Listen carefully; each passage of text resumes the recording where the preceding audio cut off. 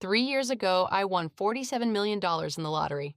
Today, I have no home, no family, no friends, just this Reddit thread and a few hours of free internet at the library. Ask me anything. I'll answer honestly. I have nothing left to lose. Is this a joke? How do you blow $47 million in 3 years? I used to think that too. Back when I watched others and told myself I wouldn't do that, I'd be smarter. Turns out money doesn't make you smarter. It just makes your mistakes more expensive. Tell us from the beginning, how did you find out you won? It was an ordinary Thursday. I was working at a warehouse, moving boxes 10 hours a day for $19 an hour. Bought a ticket on the way home like usual. Just a habit, no hope. Went to bed, woke up in the morning, checked my phone, saw a notification from the lottery app. At first I thought it was a glitch, read it 3 times, then again. Then sat down on the floor right in the hallway and just sat there for about 20 minutes, not moving. The first person I called was my brother. He didn't believe me, said, "Go check at the terminal." I went. The cashier at the store looked at the ticket, then at me, then at the ticket again, and said, "You need to call the head office." Her hands were shaking more than mine. How much time passed between the win and your first big purchase? 7 days. Exactly 7 days, I was a normal person with $47 million in the bank. On day 8, I bought a Ferrari for $380,000.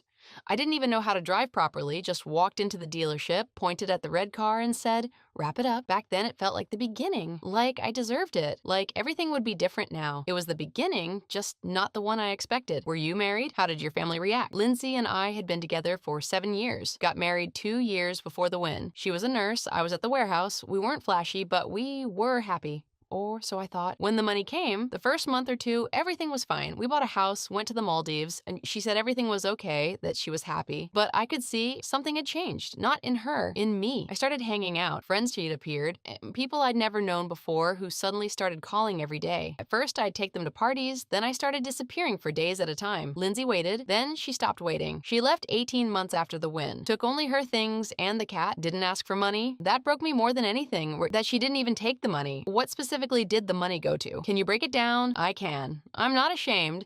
I've already been through shame. Now it's just facts. About 8 million, real estate. A house in Florida, an apartment in New York, some plot of land in Colorado that I saw once and never visited again. About 6 million, cars. At my peak, I had 11 vehicles. 11. I'm one person. Over 4 million, parties, alcohol, restaurants, clubs. I once paid $120,000 for one night in Las Vegas. I had fun until about 2 in the morning. Then it got boring. About 9 million, investments. A friend offered crypto, another a food delivery startup, another oil wells in Texas. All failed. Not because I didn't research, I just didn't research. I just gave money to people who talked pretty. The rest, loans to relatives and acquaintances that no one ever repaid, legal fees from the divorce, taxes I didn't pay on time, and fines for that. Wait, you said about 9 on investments and 8 on real estate. That's 27. Where's the other 20? Good question. I couldn't figure it out myself for a long time. The answer is simple and terrifying. I didn't keep track at all. I just spent. I had a financial advisor the first 6 months. I fired him because he said no too often. Hired another one who agreed to everything. The second one just took his cut and kept quiet. There's this effect. When you have a lot of money, it stops feeling like money. 100,000 feels like what 100 used to feel like. You lose scale, you lose touch with reality. And no one around you says stop because everyone around you wants something from you. You said friends appeared. Tell us more about them. Did you know it was because of the money? Yes, I knew.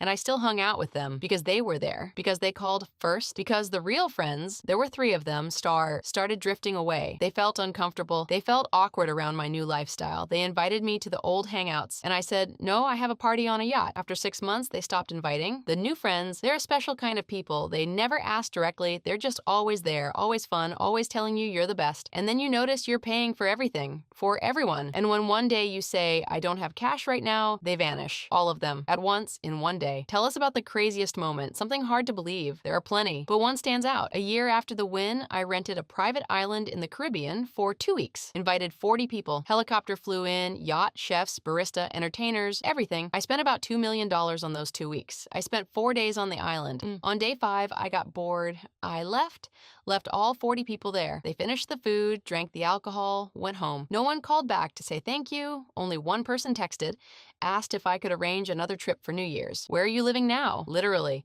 Where do you sleep? In a shelter. Municipal shelter for homeless people, a cot in an 8-person room. Internet is only at the library a block away. That's why I'm here today. This isn't a complaint. It's just a fact. I've gotten used to it. The people there are different. Some ended up there because of illness, job loss, war. I'm ashamed among them. I'm there because of my own stupidity. stupidity. How did you get to the point where the money ran out? Was there a moment when you realized, that's it? There was an exact moment. I was standing in a bank. I needed to withdraw cash. $20,000, I thought it was nothing. The teller looked at the computer and said, unfortunately, you don't have sufficient funds in your account. I asked him to double check. He double checked. The balance was $1,200 out of $47 million. I walked outside and sat down on the curb, just sat down. People walked past. Someone asked if I was okay. I said, yeah, everything's fine. That was the biggest lie of my life. Did you try seeing a psychologist? Anyone for help? After the divorce? Yes. I went to a psychologist for 3 months. That was when the money was already running out. He said the right things. I listened, nodded, walked out of the office, and did the exact same things. Then I ran out of money for sessions. Now I understand I needed help from the very beginning, not when everything collapsed, but when it was just starting. But back then it seemed, why? Everything's great. I have $47 million. Are your parents alive? How did they react to what happened? Mom died before the win, 5 years earlier. Dad is alive. He lives in Ohio. He's 72. When I won, he was happy but restrained. He said one thing that I let go in one ear and out the other. Money is a test. Most people fail it. When everything fell apart, I didn't call him for months. I was ashamed. Then I finally called. He said, I knew you'd call. Wait, I'm sending a bus ticket. No reproaches, just a ticket. I didn't go. I was too ashamed to accept help from someone I gave nothing to when I could have given everything. It's stupid, I know. Did you give money to your parents, relatives? Gave my dad $100,000 in the first year. He wanted to refuse. I insisted. He bought a new roof for the house and put the rest in savings. It's still there. He hasn't touched it. Other relatives, aunts, uncles, cousins, I gave about $3 million total. Most didn't pay it back. Some disappeared with the money. One cousin is still in my contacts. He sometimes writes, how are you? But only when he needs something. Last time was 3 months ago. I didn't reply. If you could go back to the day you found out about the win, what would you do differently? First, I wouldn't tell anyone. No one except my wife, not my brother, not my friends, not my coworkers. It sounds harsh, but the truth is that information about money changes the people around you faster than you can notice. Second, I'd hire a good financial advisor and give them real authority. Not someone who agrees to everything, but someone who says no and explains why. Third, I'd wait a year before spending anything big. Just live a normal life for a year, give myself time to understand who I am with money. Fourth, I wouldn't have fired the first advisor. His name was Mark. He was annoying, pedantic, boring, and he was absolutely right about every single word. I fired him after 4 months because he wouldn't let me buy a yacht without a business plan. Are you angry at yourself, or have you made peace with it? Anger, that was a year ago. I was angry at everyone, at the people who took the money and disappeared, at the advisor I hired instead of Mark, at Lindsay for leaving even though I knew she was right. Now, no, the anger is gone. Something else remains, not acceptance. That sounds too poetic. More like exhaustion from being angry, and something like understanding. I did all of this myself. No one held my hand and made me buy 11 cars. No one forced me to fly off an island after 4 days, leaving 40 people there. Those were my decisions, every single one. How do you feel now when you see people with money? Jealousy? No. Before? No. Yes. Now? No. Now when I see someone in a nice car or an expensive restaurant, I only think one thing. I wonder if they're happy. Not in a poor soul. They don't know money doesn't buy happiness way. That's cliche and I can't stand those phrases. It's just that I now know money is a tool, like a hammer. With a hammer, you can build a house or you can break your own hand. Is there anything good you took away from this experience? Anything at all? Yes. One thing, I now know exactly who matters to me. Not because they stayed when I was rich, but because I can see who stayed now. Dad, one old friend from school, Daniel, he never asked me for money when I had it. And he's never said, I told you so after it was all gone. He just sometimes sends memes. That's more than most people do. Are you planning to get back on your feet, or do you think it's all over? I signed up for accounting courses, free, at the library. I'm 36. That's not too late, though sometimes it feels like it is. I don't know what's next. Honestly, I don't. That used to scare me. Before, when I had 47 million, I thought I knew what my life would look like in 10 years. Yacht, house, travel. Now I don't know what's happening next month. But you know what? That's a little freeing. When you have nothing to lose, you have nothing to fear losing. What would you say to someone who just won a big amount? One piece of advice? One piece of advice, just one. Call your most boring, most pedantic, most uninteresting friend or relative, the one who never asks for anything, the one who tells you uncomfortable truths, and listen to them. Really listen, because everyone else will tell you what you want to hear. Last question. Are you happy now? No, but I'm honest. And before, I had $47 million, a yacht, 11 cars, and a private island for 2 weeks, and I wasn't happy either. Maybe it wasn't about the money, maybe it was about me. That's what I'm working on now. You talked about Lindsay. Did you try to get in touch with her after everything fell apart? Once, about a year year ago. I wrote her a message, short, no details. Said I was sorry, that she had been right, that I understood everything too late. She replied 2 days later, also short, said she was glad I was alive, that she hoped things would get better for me, and that things were good for her now. I read that about 20 times. Things are good for her now. The heaviest 5 words I've ever read in my life. Not because she wrote them with anger, but because she wrote them without anger. She had just let go. And I still haven't. You mentioned that you put money into crypto. When was that? Did you even understand what you were investing in? It was the end of 2020. Right when everything was going up, one of my new friends, I'll call him Carlos, though that's not his real name, came to me with a laptop, showed me charts. I looked at those numbers and thought, this is smart money. Not spending, well, it's investing. I put in $1.5 million. The portfolio grew to 3.5. I thought, there it is. I'm a genius. Then the market crashed. I didn't sell in time because Carlos kept saying, hold on, it'll bounce back soon. I held. The portfolio dropped to 800,000. Carlos stopped answering calls. I sold in a panic, lost 700,000 outright. The funniest thing, I wasn't angry at Carlos. I was angry at the market. That says a lot about what kind of state I was in back then. Tell us about the oil wells. That sounds especially strange. That was a separate story. I met a guy at one of the parties. I'll call him Brad. $10,000 suit, confidence like a man who has never doubted anything in his life. He talked about oil like he was giving a lecture at Harvard.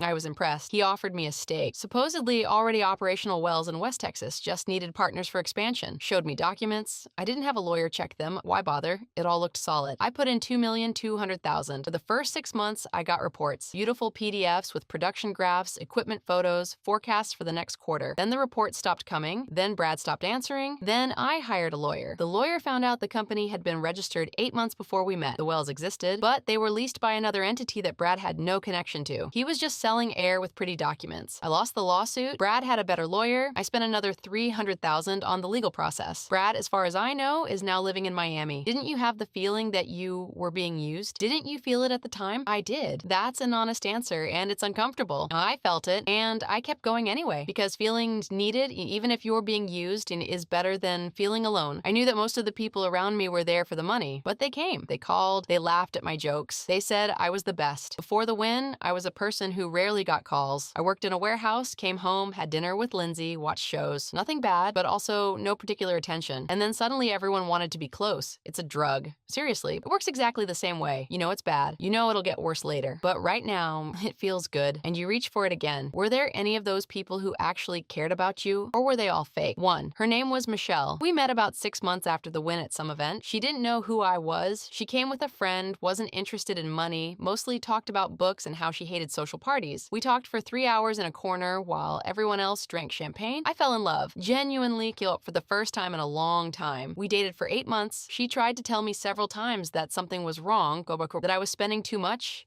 that my friends weren't real, that I was changing. I didn't listen. I said she just didn't understand. We broke up because of me. I was drunk, said too much, blamed her for things no one but me was responsible for. She wrote to me after everything collapsed, asked if I was alive. I said yes. She said, good. And she never wrote again. I didn't write again either. That's probably right, but it still hurts. How do you eat now? This might sound strange, but I'm curious. How is your day actually structured now? Fine, thanks for asking. It's not strange at all. The shelter serves food twice a day. Breakfast, porridge or toast, coffee, dinner, something warm, usually soup or casserole.